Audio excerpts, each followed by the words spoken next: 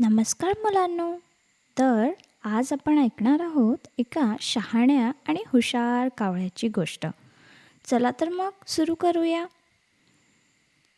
एकदा उन्हाळ्याचे दिवस होते. सूर्य प्रखर तापत होता. झाडांची पाने कोमजलेली होती आणि सगळीकडे कोरडं कोरडं वाटत होतं. एका झाडावर एक कावळा बसलेला होता. तो खूप वेळापासून उडत होता. बिचारा खूप थकला होता. त्याला खूप तहान लागली होती.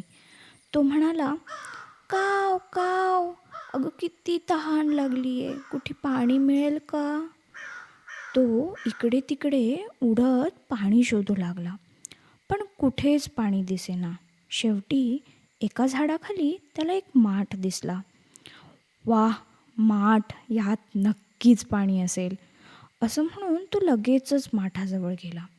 पण जशी त्याने आत पाहिलं त्याला समजलं की माठात पाणी तर आहे, पण खूप खाली. अरे रे, हे पाणी तर माझ्या चोचीपर्यंत पोहोचतच नाही. तो काही वेळ विचारात पडला, थोडा हिरमसला. पण तो कावळा फारच हुशार होता. त्याला अचानक एक युक्ती सुचली. मी जर माठात दगड टाकले तर पाण्याची पातळी नक्कीच वाढेल. तो आजूबाजूला बघू लागला. जमिनीवरून छोटे छोटे दगड उचलू लागला. एक एक दगड तो पाण्यात टाकू लागला. थोड्या वेळाने पाणी हळूहळू वर यायला लागलं. वा काव, हे तर चालतंय. कावळा खुश झाला.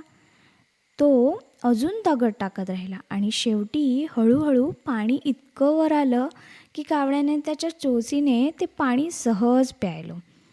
वाह, किती गार आणि गोड पाणी आहे बरं. तहान भागल्यावर कावळा खूप आनंदी झाला. तो आकाशात उडून गेला आणि आपल्या प्रवासाला परत लागला. मुलांनो, ही गोष्ट आपल्याला काय बरं शिकवते? की अडचणीतसुद्धा जर आपण युक्ती वापरली तर आपलं काम नक्की साध्य होतं. तर मुलांनो, कशी वाटली आजची गोष्ट? आवडली ना? आवडली तर नक्की आमच्या चॅनलला लाईक, सबस्क्राईब आणि शेअर करा. धन्यवाद. गोड गोड झोप घ्या. बाय.